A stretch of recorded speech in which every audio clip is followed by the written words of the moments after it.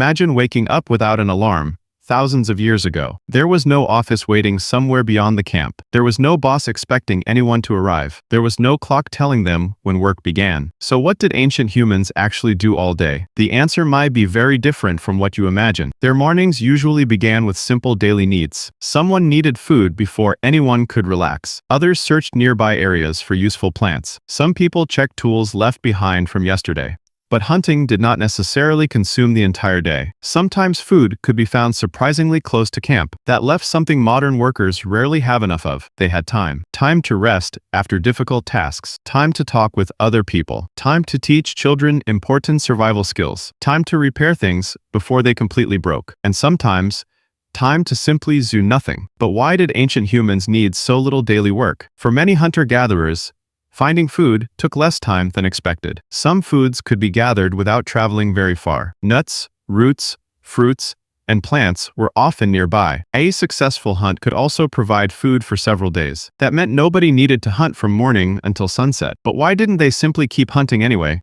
Because hunting required energy that could be needed later. Wasting energy made little sense when food was available. The same principle applied to gathering and traveling. People learned when effort was actually worth spending. Some days demanded more work than others. A difficult season could change their entire routine. A plentiful season could make life much easier. Weather also decided when people could safely travel. Rain, heat, or cold could completely change their plans. So their schedule followed nature instead of clocks. There were no weekly targets waiting to be completed. There were no emails demanding attention after sunset. And there was no reason to stay busy without purpose. But archaeological evidence gives us an even stranger clue. Archaeologists discovered something unexpected about hunter-gatherer life. Their skeletons did not always show constant physical strain. Some ancient remains showed surprisingly healthy bones. Their teeth could also reveal important clues. Food remains showed what people actually ate. Those diets were sometimes more diverse than expected. But food was only part of the evidence. Ancient tools revealed how people spent their time. Some tools required considerable skill to produce. Others could be repaired instead of replaced.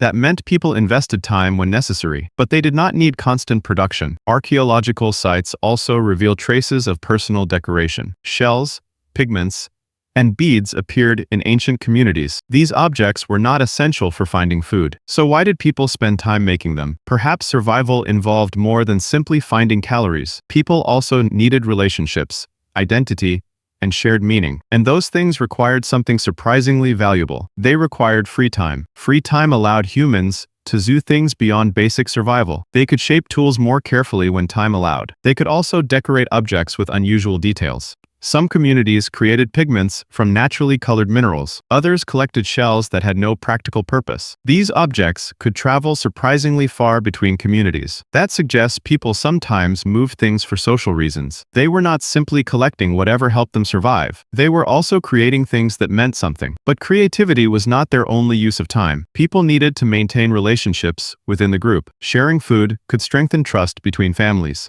Helping others could also build lasting cooperation. Children needed years to learn essential skills. Those lessons could happen during ordinary daily activities. Older people could pass knowledge to younger generations. Stories could preserve information long after events disappeared. Songs and traditions could carry memories across generations. None of these activities looked like modern employment, yet they might have occupied much of their day. Morning began without alarms, schedules, or crowded streets. People slowly woke as sunlight reached the camp. The first task was usually checking what needed attention. Someone might prepare food while others gathered nearby plants. Another person could inspect yesterday's tools for damage. Children stayed close while watching adults work. Learning began through observation long before formal teaching. Nobody needed to separate learning from everyday life. A child could learn while helping collect food. Another might learn by watching tools being repaired. Some mornings required leaving camp to find food. Other mornings were much quieter and slower. The amount of work depended heavily on circumstances. If food was nearby,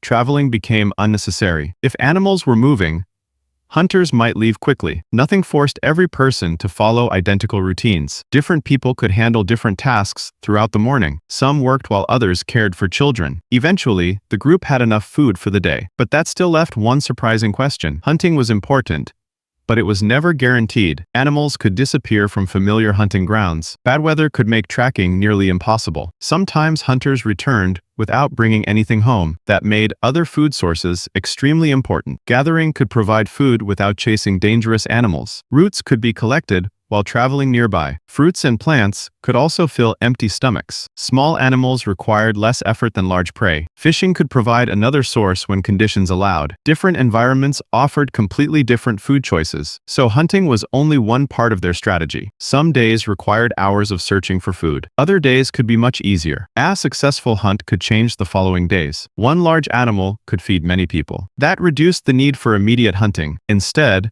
people could spend time doing other things. But what exactly did they do with those hours? The answer begins with work that rarely looked like work. After eating, people did not suddenly become unemployed. There were always tools needing repair around camp. Spears could break during difficult hunts. Stone blades eventually became dull from repeated use. Animal hides needed cleaning before becoming useful clothing. Fibers could be twisted into strong cords. Wood could be shaped into handles and hunting tools. These tasks required skill, patience, and practice. But they did not always require an entire day. Someone could finish one task and simply stop. There was no factory demanding another 100 pieces. There was no manager measuring how quickly they worked. The goal was simply having what the group needed. Once that need was satisfied, the task could end. This created something unusual by modern standards. Work and free time could blend together naturally. Making a tool could also become a teaching moment. Preparing food could become time spent talking together. Caring for children could happen alongside everyday tasks. But what happened when every necessary task was finished? Once necessary tasks were finished, people could slow down. Nobody needed to invent extra work just to stay busy. Some people simply rested beside the fire. Others talked while children played nearby. People could share stories about what happened that day. Hunters might describe animals they had followed. Gatherers could explain where useful plants were growing. Older people could remember places the young had never seen. These conversations carried knowledge without books or written records. Children learned by listening long before they could hunt. They also learned by watching everyone around them. A quiet afternoon could become an informal lesson. Games could teach children skills without feeling like training. Throwing objects could improve coordination and accuracy. Following tracks could become both play and practice. Adults could join these activities without calling them work. This made learning part of ordinary community life. But there was another activity humans needed every day. They needed time simply to maintain their relationships. And that may have been more important than it sounds. Humans survived through cooperation, not individual strength alone. Everyone depended on others during difficult moments. Sharing food could strengthen trust between families. Helping injured members could protect the entire group. Children needed several years before becoming independent. During those years, adults constantly taught them. That teaching required patience and repeated interaction. People also needed to recognize who they could trust. Friendships could make cooperation easier during dangerous situations. Arguments also needed time to be resolved. Living together meant understanding everyone's habits and personalities. Stories helped groups remember important events and people. Songs could preserve knowledge without written language. Games could strengthen bonds between younger members. Laughter could turn ordinary moments into shared memories. None of these activities produced food directly, yet they could make the entire group stronger. That meant free time was not necessarily wasted time. It could quietly support survival in another way. And when darkness arrived, another important part began. As darkness arrived, daily tasks slowly came to an end. The group gathered closer around the fire. Someone added wood while others prepared the evening meal. Children stayed nearby while adults finished their work. The evening created another opportunity to talk together. Hunters could describe what happened during the day. Others could share warnings about dangerous places. Stories could become longer once everyone stopped moving. Some stories probably carried lessons about survival. Others might have simply entertained everyone around the fire. Laughter could continue long after the meal ended. Music and rhythmic sounds may have filled some evenings. People could also repair small objects by firelight. The fire made darkness less threatening. It also created a natural place for everyone to gather. This was more than simply passing time. Evening gatherings helped strengthen memories and relationships. Eventually, tired bodies began seeking somewhere to rest. The day was ending without anyone checking tomorrow's schedule. But before sleeping, one person still had something important to do. After dinner, the fire became the center of attention. People could finally stop working and simply listen. Older members might begin telling stories from earlier generations. Some stories remembered successful hunts from many years earlier. Others warned children about dangerous animals and distant places. Without books, Stories became containers for important knowledge. A single story could preserve lessons for generations. Children learned through repetition, rather than written instructions. The same stories could become part of group identity. People also had time to imagine things together. Perhaps this helped explain ancient paintings and symbols. Creativity did not disappear simply because survival mattered. In fact, free evenings might have encouraged creativity. People could experiment with sounds, colors, and stories. They could also teach skills without rushing. This created knowledge that extended beyond immediate survival. Eventually, everyone became tired enough to sleep. The fire became quieter as darkness surrounded the camp. Tomorrow would bring another day without jobs or schedules. But something eventually changed that peaceful rhythm forever.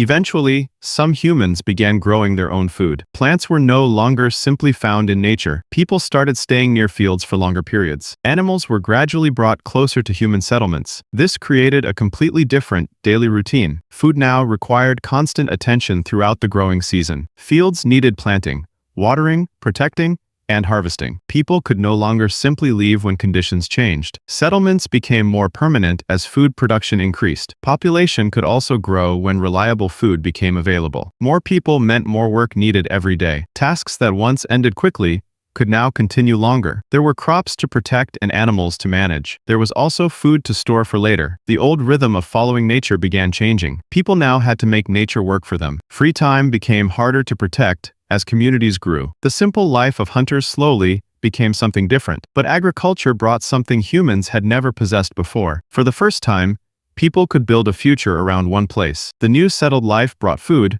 but demanded something else. Fields needed attention even when nobody felt like working. Crops could fail after months of careful effort. Animals needed feeding, protection, and constant attention. Stored food also needed guarding from pests and thieves. Work was becoming tied to the land itself. People could no longer simply follow food across landscapes. Their homes, fields, and animals kept them in place. Villages became larger as more people settled together. Larger communities created new responsibilities for everyone. Some people began specializing in particular tasks. Others traded skills instead of producing everything themselves. Eventually, work became something people did for others. That was the beginning of a very different relationship with work. Thousands of years later, jobs would become part of everyday life. But our ancestors once measured their days differently. They followed seasons, hunger, weather, and the movement of animals. Their lives were difficult, but time belonged to them differently. Perhaps the strangest question is not what they did. It is what happened when humans stopped needing all that freedom.